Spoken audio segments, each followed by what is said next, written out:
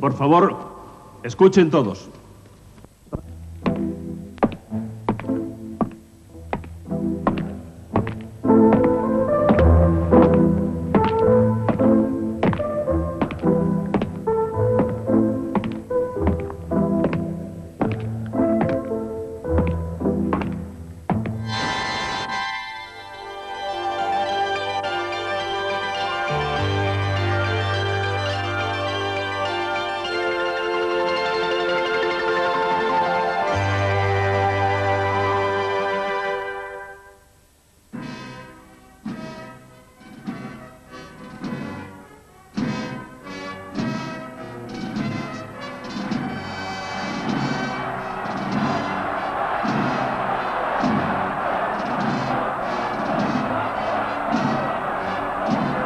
Hoy celebra la Iglesia la solemnidad de Jesucristo, Rey del universo, Rey de la vida y de la muerte.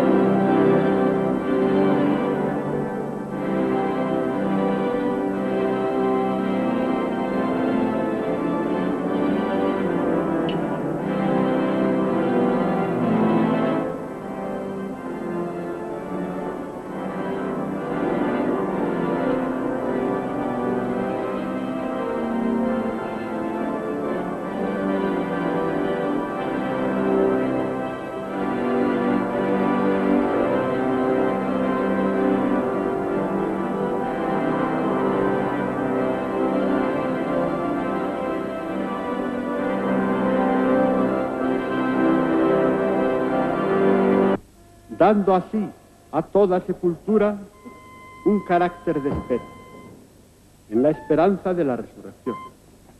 Concede a tu siervo reposar en la paz de este sepulcro, resurrección y vida de los hombres.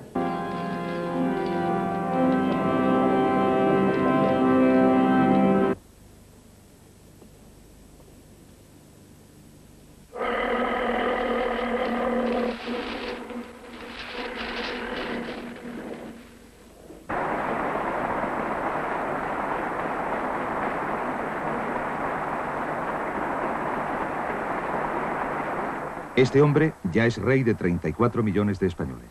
Estamos en 1975. La situación económica se deteriora rápidamente. Ese año el paro aumenta en un 46% sobre la cifra de 1974. El ritmo de crecimiento de los salarios, en cambio, es del orden del 25%, 7 u 8 puntos por encima del índice de los precios al consumo. Presionan los sindicatos, sobre todo comisiones obreras, mientras se conoce que el año anterior se han producido 324 suspensiones de pagos. El gobierno de Arias ha decepcionado a la opinión pública. Ha cerrado 15 universidades y realizado 17 secuestros de prensa. Ha decretado el estado de excepción en el País Vasco, donde en 1974 han muerto en atentado 21 guardias civiles y 4 jóvenes en represión de manifestaciones. Ha aprobado una ley antiterrorista que califica a comunistas, anarquistas y separatistas como terroristas. 1000 personas son procesadas este año por delitos políticos, y la Iglesia y el Estado atraviesan una crisis diplomática sin precedentes. Esta es la España, en plena crisis económica y atemorizada ante su futuro político, que ha encontrado don Juan Carlos de Borbón.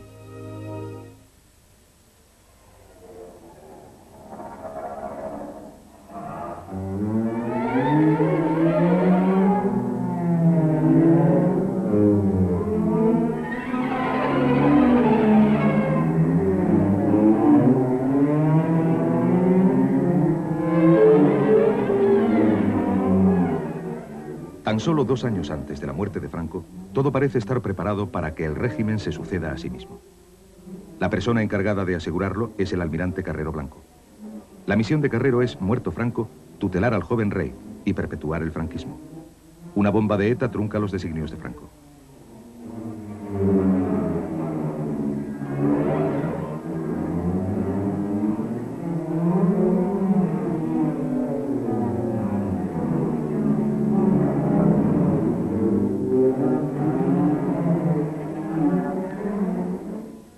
La lógica política señala como sucesor de Carrero Blanco a Torcuato Fernández Miranda, vicepresidente del gobierno y ministro secretario general del movimiento. Pero Fernández Miranda no es una persona grata en el Pardo. Su candidatura a la sucesión de Carrero está descartada. El nuevo presidente de gobierno es Carlos Arias Navarro, el hombre que desde su puesto de ministro de la Gobernación tenía la responsabilidad de proteger la vida de Carrero. Arias ha sido colocado al frente del país para proteger los intereses de la familia Franco cuando el fin del dictador parece cercano. Este es un trabajo que realizará con lealtad. La oposición, en cambio, no puede olvidar su actuación como fiscal en Málaga tras la guerra civil, ni su carrera en el aparato represivo del régimen. Nadie, dentro ni fuera del sistema, confía en su capacidad para diseñar el proyecto de reforma política que los moderados del régimen creen ineludible. Este es el objetivo de algunos hombres que entran a formar parte del gobierno Arias. Pío Cabanillas, en el Ministerio de Información y Turismo, y Antonio Carro, en Presidencia, inspiran lo que habría de llamarse el espíritu del 12 de febrero. Sin que proceda aquí tampoco el señalamiento de un plazo, es deseo del Gobierno que las entidades asociativas reconocidas y reguladas por aquel estatuto puedan comparecer sin tardanza en la vida política nacional. En buena parte representó para el propio presidente Arias una posición de dificultad frente a los halcones del sistema. Puede tener hoy una cierta gracia, como anécdota histórica, el conocer, yo lo supe después, naturalmente, cuáles fueron los extremos concretos del discurso que el jefe del Estado eliminó del proyecto del mismo cuando le fue despachado por el presidente Arias. Uno fue, le pidió que templase, que le restara contundencia al anuncio de la regulación de las asociaciones políticas, y el otro que eliminase cualquier mención de la transmisión de los derechos sucesorios en favor del entonces infante Felipe, que era algo que preocupaba a los aperturistas ante la hipótesis dramática de una eventual desaparición del entonces príncipe de España.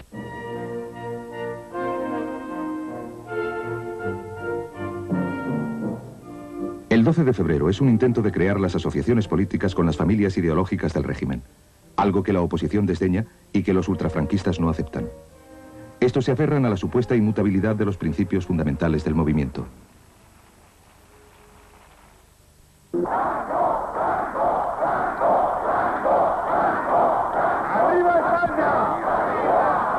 Los ultras, con su jefe José Antonio Girón de Velasco a la cabeza, acosan a Carlos Arias. Lanzan campañas de prensa, azuzan los sentimientos conservadores de una parte del país, denunciando presuntas olas de pornografía en los medios de comunicación. Un memorial, redactado por Emilio Romero, por encargo de Antonio María de Oriol y Urquijo, advierte a Franco de los peligros de una televisión estatal que, según los autores del panfleto, está infiltrada por los rojos. Arias se debate entre la conveniencia de una adecuación del régimen que considera necesaria y sus propias inclinaciones. Tratará de contentar a reformistas e inmovilistas en un continuo vaivén político. Asunto Añoveros. Se intenta expulsar de España al arzobispo de Bilbao por una homilía en defensa del nacionalismo vasco. Ejecución del anarquista Puig Antich y del polaco Heinz Schetz. El Gironazo. Artículo de Girón en Arriba contra el espíritu del 12 de febrero. Cierre hasta el nuevo curso de la Universidad de Valladolid. Destitución de los 4 ministros más derechistas del gobierno, entre ellos Utrera Molina. Jura su cargo de secretario general del movimiento Fernando Herrero Tejedor. A Fernando Herrero Tejedor se le señala como el hombre del sistema con más futuro político tras la muerte de Franco. Pero un inoportuno accidente de tráfico acaba con su vida. El 12 de junio, en este cruce de la carretera de La Coruña, queda destrozado un proyecto de evolución política.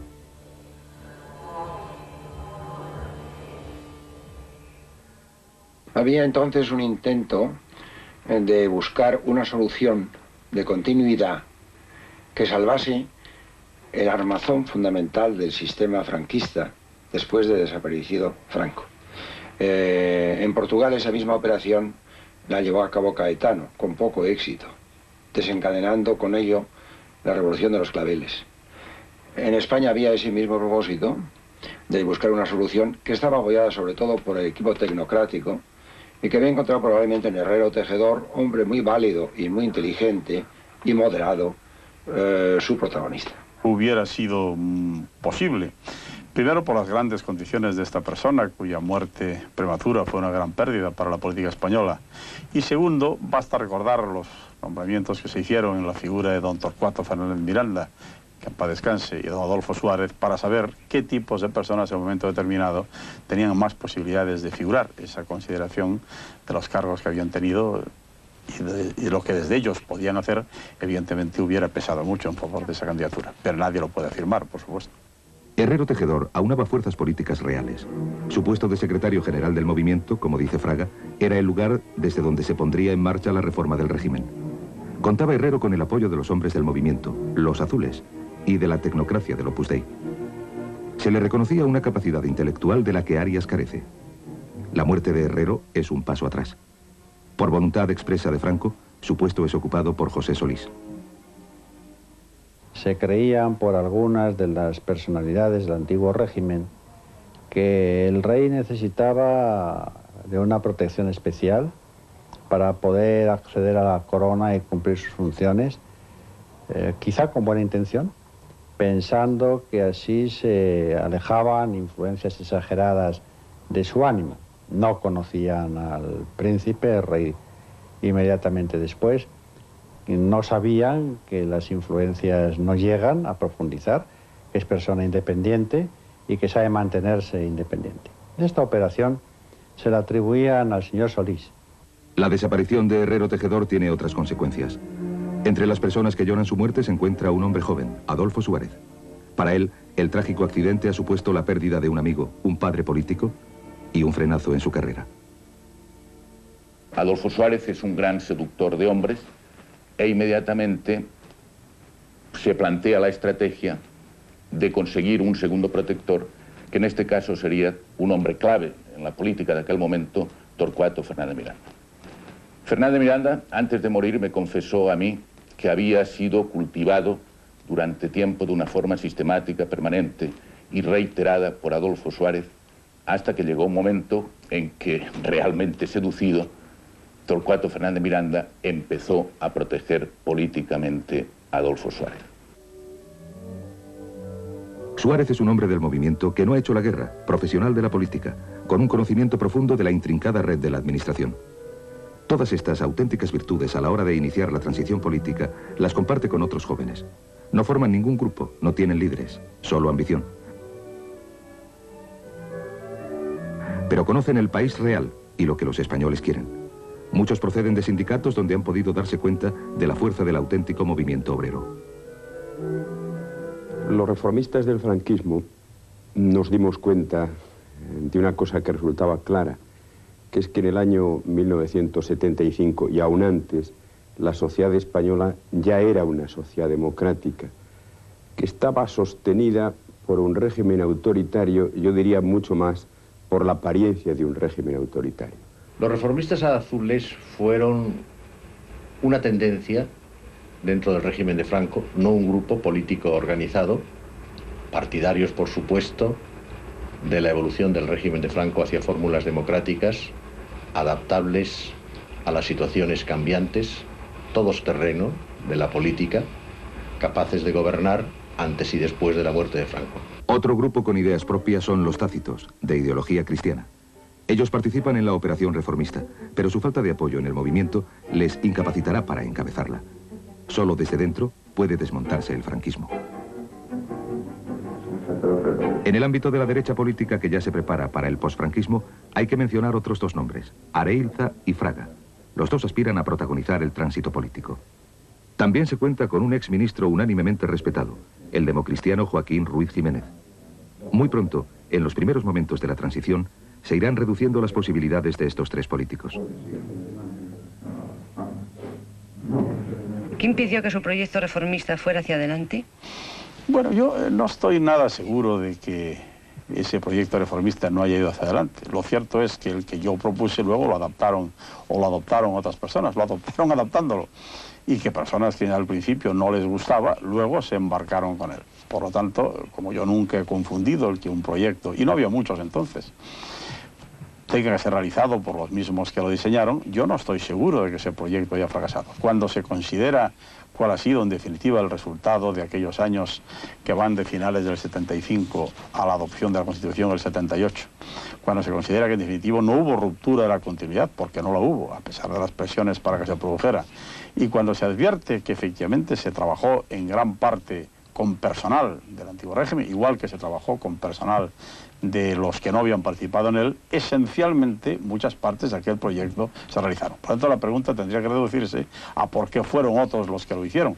Es una pregunta que naturalmente a mí no me toca contestar, solamente celebrar que básicamente el único proyecto reformista y de continuación básica, y que en eso ha diferido de todos los demás proyectos que entonces se presentaron y que otras veces se utilizaron, el gobierno provisional, la situación interina, en fin, la situación de caos sucedida después, todo eso no ocurrió en buena parte porque yo diría que el 90% de ese proyecto se tuvo en cuenta en la práctica. Frente a la derecha, la izquierda, una izquierda perseguida y censurada durante 40 años. El Partido Comunista activo y en la calle y una nueva generación de socialistas. Sin ellos ninguna reforma es posible. Precedente inmediato de los organismos unitarios democráticos es la Asamblea de Cataluña, que anuncia la importancia que han de tener las autonomías. Por primera vez en muchos años, la derecha y la clase política del régimen precisan de la colaboración de unos partidos que quieren la ruptura democrática. El 29 de julio se presenta simultáneamente en París y Madrid la Junta Democrática, un movimiento de oposición, animado por los comunistas, que trata de movilizar a fuerzas sociales y a partidos políticos. En la cúspide de la Junta, al mismo nivel que Santiago Carrillo, se encuentran dos personajes cercanos a don Juan, Antonio García Trevijano y Rafael Calvo Serer. Carrillo tomó unas iniciativas que nos sorprendieron, por lo menos yo recuerdo muy bien la sorpresa que nos producía. Y sobre todo el tomar contacto, establecer una relación con personalidades consideradas de derecha, ligadas a los sectores capitalistas como Trevijano y también Calvo Serer. Ese era un trabajo que Carrillo llevaba de una manera muy personal. Bueno, no digo que no informase, pero era una especie de dominio reservado de Santiago Carrillo en la dirección del partido. Organicé una cena, le dije a Rafael Calvo, va a venir un amigo mío a la cena, muy bien, no dije quién, vamos a esperarlo en el hotel que a las 9 llegará. A las 9 apareció Santiago Carrillo, se lo presenté y fue nada más que presentado a los 5 minutos, pues estaban encantados los dos de haberse conocido y Rafael Calvo estaba muy contento. Cuando se fue, se despidió, terminó, me dio en broma, le dije, ¿qué te ha parecido? Y me dice, pues muy bien, muy bien. Dice, pues esto del Partido Comunista en sentido contrario, pero es muy parecido al Opus.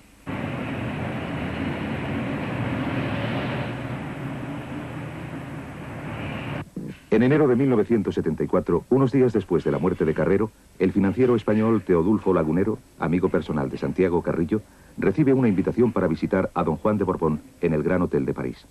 Lagunero transmitirá a don Juan un mensaje del secretario general del Partido Comunista.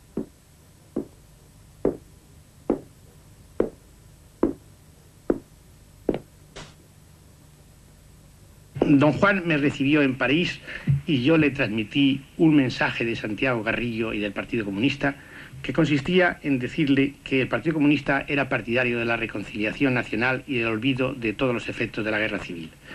Que en el supuesto de que hubiese en España un referéndum hacia la forma de Estado, de monarquía o de república, que el Partido Comunista aceptaría la voluntad del pueblo. Y que en el supuesto de que se proclamase la república, en agradecimiento al comportamiento de don Juan o de su hijo, si estos colaboraban con las fuerzas democráticas al advenimiento de una democracia y la sustitución de la dictadura, que el Partido Comunista preconizaría se le respetasen sus propiedades, sus títulos y todas sus prebendas, y que incluso pudiesen entrar y salir de España como un ciudadano más. Don Juan manifestó su admiración, dijo que agradecía ese comportamiento del Partido Comunista, que estaba y que tenía que asombrado por el comportamiento patriótico de los comunistas y de los obreros, y que la derecha española tenía mucho que aprender de ellos. Bueno, en la Junta Democrática había un sector muy amplio García Trevijano, Calvo Serer, el mismo Enrique Tierno, que tenían una vieja relación con don Juan. Y se veía más posibilidades en que don Juan tomara una posición democrática que don Juan Carlos, porque en ese momento don Juan Carlos aparecía ante nosotros como un hombre formado en el franquismo, del que no conocíamos su vocación de abrir camino a la democracia. Trevijano y Calvo Serer presionan a don Juan, tratando de lograr un apoyo explícito a la Junta Democrática. No lo consiguen y llegan a la conclusión de que don Juan ha renunciado ya implícitamente en favor de su hijo.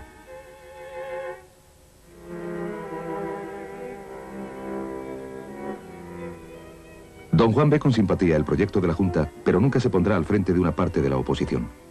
La Junta Democrática corteja también sin resultado a Joaquín Ruiz Jiménez, figura respetada de la democracia cristiana, y que no ha aceptado intervenir en este programa. Carrillo opina que a la muerte de Franco las dos fuerzas hegemónicas de la política española tendrán que ser comunistas y democristianos. Para la mayor parte de la oposición, Ruiz Jiménez tiene una imagen venerable que encaja perfectamente en el papel de presidente de la República. Yo había creído percibir ahí que sectores muy influyentes de la Iglesia Católica no estaban dispuestas a seguir jugando esa instrumentalización de la fe religiosa que en cierto modo implica necesariamente la democracia cristiana, y que estaban dispuestos a que, digamos, como Iglesia, como religión, se aceptase el pluralismo político. Por eso yo la convicción que existía Carrillo de que el Partido Demócrata Cristiano iba a ser el eje de la situación política después de la muerte de Franco, cuando hubiese democracia, a mí me ofrecía esa duda y esa objeción. La incorporación del Partido Socialista Obrero Español a la Junta es otra cuestión. Mientras el Partido Socialista Popular de Enrique Tierno Galván entra desde el primer momento, el Partido Socialista Obrero Español no lo hará nunca. Acabará formando su propio organismo de oposición, la Plataforma de Convergencia. Yo creo que Felipe González era propicio a entrar en la Junta antes de Suresnes. Al ser elegido secretario general, él ya se insertaba en un proyecto político que era distinto, que estaba inspirado por la socialdemocracia alemana y, en cierto modo, a mi juicio, por los americanos. En el momento de la creación de la Junta, nosotros no estábamos en muy buenas relaciones con el Partido Comunista desde mucho tiempo. Había acuerdos de todos los congresos en el exilio de no tener relaciones con el Partido Comunista. En el Congreso de Suresnes no se trató siquiera la posibilidad de relaciones, aunque hubiera un saludo muy cariñoso de Santiago Carrillo al Congreso de Suresnes. Pero además había pues la presencia en la Junta de hombres como Calvo Serer y como Trevijano, que no eran para nosotros gente aceptable para estar en ninguna cosa contra el régimen. En octubre de 1974, Felipe González es elegido primer secretario del Partido Socialista Obrero Español en el congreso celebrado en Suresnes, en las afueras de París. Aquí termina la lucha entre los jóvenes del interior y los históricos exiliados. La victoria es para los primeros gracias a la poderosa ayuda de la Internacional Socialista, que en enero de 1974 apoya ya decididamente al Partido Socialista Obrero Español renovado. La Internacional Socialista, y en especial el Partido Socialista Alemán, tenían ya en los años 60 un gran miedo de que el radicalismo de la izquierda española se impusiera y que al régimen le sucediera un sistema muy avanzado. Entonces existía el temor a un Partido Comunista excesivamente fuerte en relación con el resto de la izquierda, al sindicato de comisiones obreras, y por todos los medios había que dar vida, revitalizar al Partido Socialista, que realmente era muy pequeño, era muy débil, igual que la UGT, solamente tenía cierta fuerza en el norte. Entonces, a partir de los años 60, asistimos a la creación de grupos, de sindicatos, etcétera, de tipo, vamos a llamar, amarillo o moderado, y al mismo tiempo a ir eliminando aquellos grupos y aquellos personajes que por su característica de tipo radical o de tipo marxista podía haber influido de una manera decisiva en un partido socialista. En el reconocimiento de los jóvenes socialistas influye también el entendimiento entre Felipe González y el entonces canciller alemán, Willy Brandt, que establecen una relación que alguien ha calificado de paterno-filial. Ich habe Felipe González gekannt, bevor ich ihn getroffen habe. Ich wusste von ihm durch Menschen, die ihn gesehen hatten im Lande. Und dann wusste ich von ihm aufgrund der Konferenz in Frankreich, auf der er zum Sekretär der spanischen Sozialisten gewählt worden war. Selbst habe ich ihn erst getroffen im Herbst 1974 in Lissabon. Er war mit ein paar Freunden, ich glaube noch nicht ganz legal, nach Portugal herübergekommen und wir haben in Lissabon miteinander gesprochen und ich habe den Eindruck einer sehr frischen, sehr energischen Persönlichkeit gewonnen, aber auch eines Mannes, der es verstand, gut zuzuhören. La familia socialista abre al Partido Socialista Obrero Español las puertas de embajadas y cancillerías, pero también proporciona un apoyo económico del que están muy necesitados los socialistas españoles. Y había una enorme solidaridad de parte de los sindicatos europeos y de los sindicatos americanos. Hubo mucha solidaridad material de parte de la AFL-CIO, que estaba entonces, luego se separó, luego volvió a estar y está ahora de nuevo en la CIOLS, y esa solidaridad pues llegaba fundamentalmente a través de la CIOLS, y la CIOLS por los mecanismos que existían entonces hacía llegar el dinero a la Unión General de Trabajadores.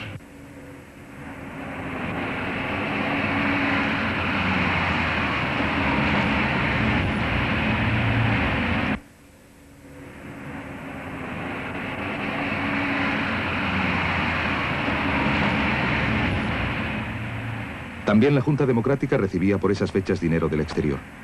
En este aparcamiento de Madrid, el financiero Teodulfo Lagunero hace llegar a Antonio Trevijano 50 millones de pesetas, producto de un fructuoso viaje a México.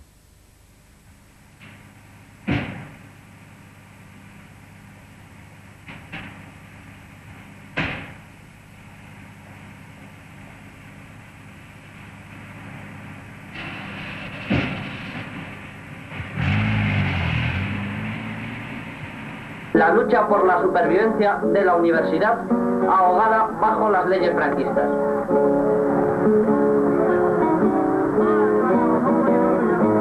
Pero las ayudas que recibió la oposición no hubieran logrado por sí solas ningún efecto sin el entusiasmo de los españoles, deseosos de colaborar con los partidos de oposición para lograr que la muerte de Franco sea la muerte del franquismo. La respuesta a la llamada de la Junta Democrática en el interior del país es inmediata. Las juntas democráticas proliferan en la mayoría de los sectores sociales, aglutinando a miles de españoles sin militancia política alguna, que esperan una señal para mostrar su sentimiento democrático. Simultáneamente se convocan manifestaciones ciudadanas. Es curioso conocer ahora que Santiago Carrillo era contrario a la creación de las juntas del interior.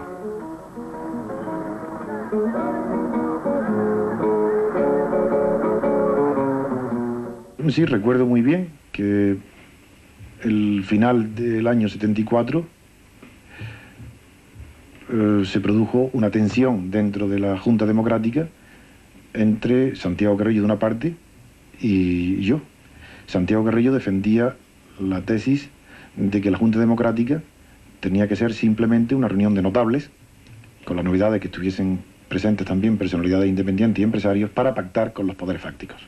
Mientras que yo tenía yo defendía la tesis de que la Junta era, como se había constituido, una invitación a la movilización popular de todas las capas sociales, de los partidos, sindicatos, independientes, para conquistar las libertades, y que el pacto con los poderes fácticos no fuera sobre las libertades, sino sobre la constitución futura del Estado. La imposibilidad de llegar a un acuerdo hizo que se votara por primera vez en la Junta, se celebró la votación, y la tesis que yo defendí ganó por 17 votos contra 3. A partir de ese momento, Santiago Carrillo dijo, al perder la votación, ahora veréis cómo el Partido Comunista sabe y es demócrata y acepta, por tanto, el resultado de la mayoría y defenderá a partir de ahora, con toda lealtad, el acuerdo mayoritario de las tesis defendidas por Trevijano. Indudablemente es ya de por sí... El poder de convocatoria de los comunistas en aquel tiempo era realmente importante. Ningún otro partido contaba con tanto poder en la calle. El Partido Socialista, con una militancia muy pequeña y con escaso poder de convocatoria, tenía la memoria histórica de su parte y supo sentar las bases de una estrategia. Sin duda alguna, el éxito o el fracaso de la etapa que se iniciaba en las postrimerías del franquismo dependía de la actitud de estos dos partidos.